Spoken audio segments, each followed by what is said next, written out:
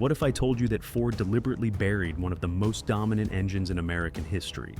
That's right, while everyone obsesses over the legendary 427 and the mighty 428 Cobra Jet, Ford was secretly mass-producing a power plant so versatile, so devastatingly effective, that it threatened to make everything else obsolete. The Ford 390 FE, an iron block monster that Detroit didn't want you to understand. For over a decade, this engine powered everything from grocery-getting Galaxies to tire-smoking Mustangs, dominating drag strips and NASCAR ovals, while Ford marketing told you to look elsewhere. Today, I'm ripping back the corporate veil to expose the shocking truth about America's most underestimated performance engine, the secrets they buried, the victories they downplayed, and the conspiracy that kept this beast in the shadows. You think you know Ford performance? Think again. Here's what Ford never wanted you to realize. The 390 FE wasn't just another engine option. It was their secret weapon, deliberately marketed as entry-level, while doing the heavy lifting that built Ford's performance reputation. Think about it. Why would Ford spend millions developing the exotic 427, the expensive 428 Cobra Jet, when they already had an engine that could deliver massive power, incredible reliability, and cost a fraction to produce? The answer is simple: market manipulation. Vintage Ford marketing materials flash on screen. Ford needed you to believe that bigger displacement meant better performance.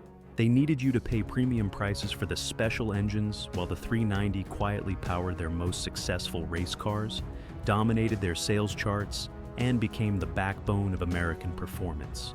But here's what they buried in the fine print. The 390 FE was actually Ford's most common and versatile FE engine, running from 1961 to 1971 in passenger cars and all the way through 1976 in trucks. This wasn't some limited production exotic. This was Ford's workhorse that could outperform engines costing twice as much. The evidence has been hiding in plain sight for 60 years, but today, the truth comes out. Let's travel back to 1958, when Ford was facing a crisis. The competition was getting bigger, faster, and Ford's aging Y-block was running out of steam. They needed something revolutionary, something that could grow with the market's insatiable hunger for power.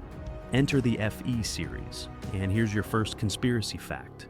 FE stood for Ford Edsel. Yes, that Edsel, because this engine was originally designed to save Ford's most spectacular failure. But when Edsel crashed and burned, Ford had accidentally created their greatest performance platform. The 390 arrived in 1961 like a precision strike. With a 4.05-inch bore and 3.785-inch stroke, it displaced exactly 390.04 cubic inches. But here's what Ford's marketing department didn't advertise. The original 1962 version was an absolute monster, cranking out 401 horsepower with its triple two-barrel tri-power setup.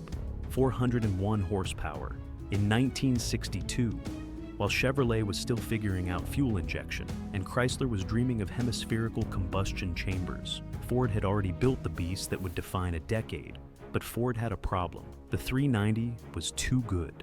It was making their premium engines look unnecessary. So they did what any profit-driven corporation would do. They repositioned it as the affordable option, while secretly installing it in everything that mattered. Ford Fairlanes, Thunderbirds, Mustangs, Galaxies, Customs, LTDs, XLs, Mercury Meteors, Montereys, Cyclones, Cougars, Marauders. If it wore a Ford or Mercury badge and needed to move fast, it probably had a 390 FE lurking under the hood. The conspiracy was working perfectly. Now, let's talk about the numbers Ford didn't want you to see. While they were advertising modest power figures, the 390 FE was a technical masterpiece disguised as a common engine. The foundation, 390.0, 4 cubic inches with a 4.05-inch bore and 3.785-inch stroke. But here's where Ford's deception gets criminal. They severely understated the power ratings to protect their premium engine sales. Official ratings: the two-barrel made 265 horsepower at 4,100 RPM. The four-barrel version jumped to 320 horsepower. But wait, certain 1967 and 1968 Mustangs and Fairlane GTs got special 335 horsepower versions. And here's the smoking gun. The 1961 high-performance version pumped out 375 horsepower with aluminum intake, header-style exhausts, 10.5-to-1 compression, and solid lifters. 375 horsepower from the entry-level engine. But the real genius was in the architecture. Ford built the FE series with 4.630-inch bore centers and 10.170-inch deck height. Massive room for growth that they deliberately underutilized. At approximately 650 pounds, it was actually lighter than the big block Chevys everyone feared. Here's where the conspiracy gets really sinister. While Ford was pushing the exotic 427 as their racing engine, 390-powered cars were quietly demolishing the competition across every form of motorsport. The numbers don't lie. Ford dominated NASCAR from 1963 to 1965, winning 101 races in just 3 years. But here's what they never told you. Many of those victories came from 390-powered cars that were labeled as lesser machines, while the 427s got all the press coverage. In drag racing, the conspiracy was even more blatant. While magazines focused on exotic race cars with tunnel port 427s, regular guys with 390, Fairlanes, and Mustangs were consistently running deep into eliminations at local tracks across America. The 390's lighter weight gave it a massive advantage in the quarter mile, especially in intermediate-sized cars. And Le Mans, Ford's legendary 1-2-3 finish in 1966 gets all the headlines, but FE engines powered multiple Le Mans winners throughout the decade. And many of those victories came from 390-based combinations that cost a fraction of the exotic racing mills. Now, we get to the heart of Ford's deception. Deliberate market segmentation designed to maximize profits while hiding the 390's true capabilities. Think like a corporate executive. You've accidentally created the perfect performance engine, but you've also invested millions in developing premium alternatives. What do? You position the superior engine as basic and the inferior engines as special. Ford's internal documents reveal the truth. The 428 Cobra Jet was actually cheaper to manufacture than the 390, with fewer rejected castings and simpler internal components.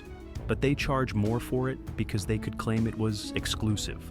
Meanwhile, the 390 was doing the real work. It powered Ford's volume sellers, dominated their racing programs, and proved its reliability in millions of real-world applications. But Ford kept the production numbers mysteriously classified, because revealing that the 390 was their most produced FE engine would have exposed the entire conspiracy. Here's the smoking gun. Many parts were directly interchangeable between the 390 and the vaunted 427.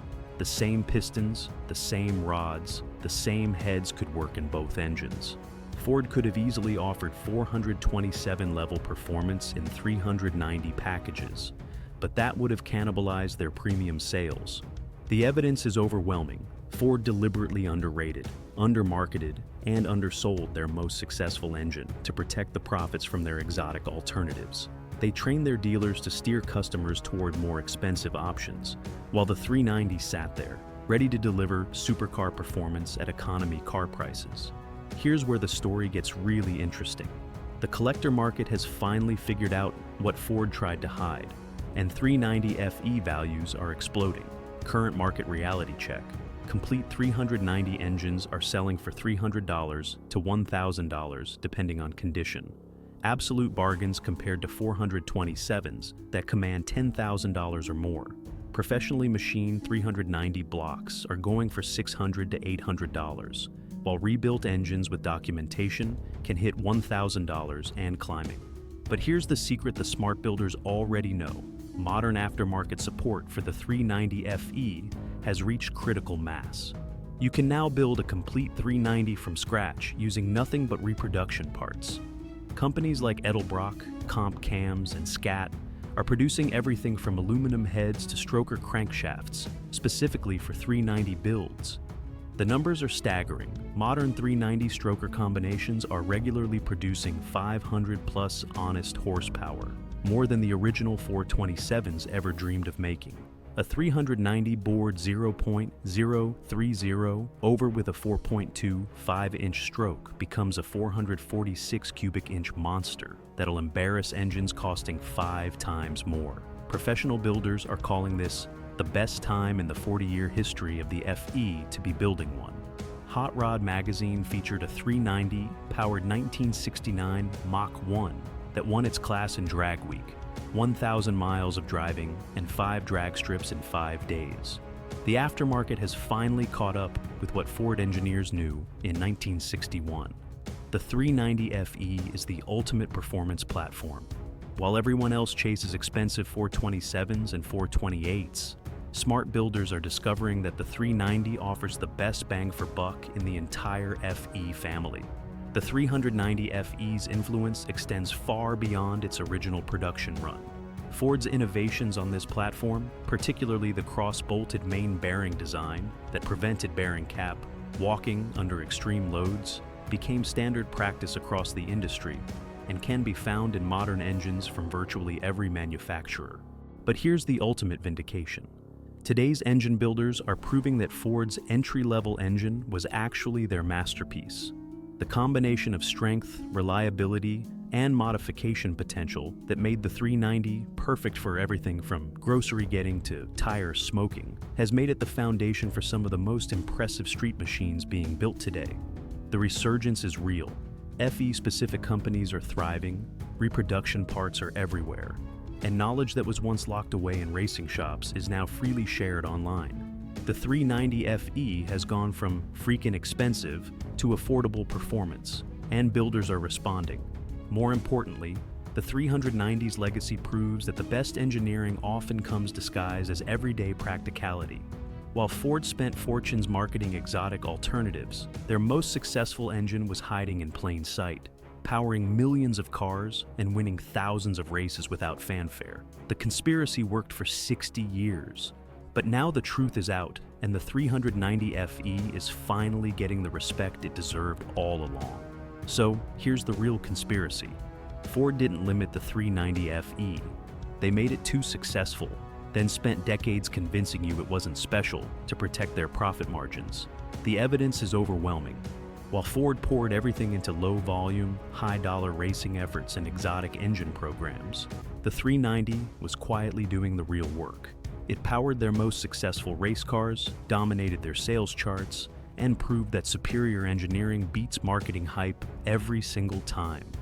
Montage of 390 powered cars through the decades. Ford's greatest performance engine was never the 427, never the 428 Cobra Jet, never the SOHC Cammer. It was the engine they told you not to want, the 390 FE. But here's what they really don't want you to know. This is just the beginning. Next week, I'm exposing the real reason Ford killed the 427 SOHC. And trust me, it's not what you think. If this video opened your eyes to the 390 conspiracy, smash that subscribe button and hit the bell for notifications. Drop a comment if you own a 390. I want to hear your power numbers and your stories. And remember, in a world full of marketing lies and corporate conspiracies, sometimes the greatest legends are hiding in plain sight. They don't make engines like the 390 FE anymore, or do they?